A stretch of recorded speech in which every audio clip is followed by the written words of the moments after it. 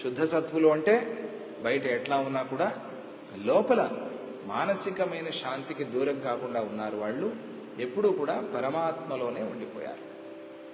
మనకి ఈ రూపంతో కనిపిస్తున్నారే అంటే కృష్ణ పరమాత్మ దానికి మంచి సమాధానం చెప్పాడు.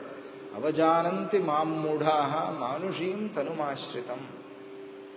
కొంతమంది మూఢులు అజ్ఞానంతో ఈయన కూడా మనలాగే ఉన్నాడు కదా, ఈయనకి శరీరమే, ఈయన తింటాడు, ఈయన పడుకుంటాడు, ఈయనకి 2 చేతులు ఉన్నాయి, ఈయన చూస్తాడు, ఈయన వింటాడు, ఈయనకి పెళ్ళయింది, ఈయన మనలాగే అని అనుకుంటున్నారు.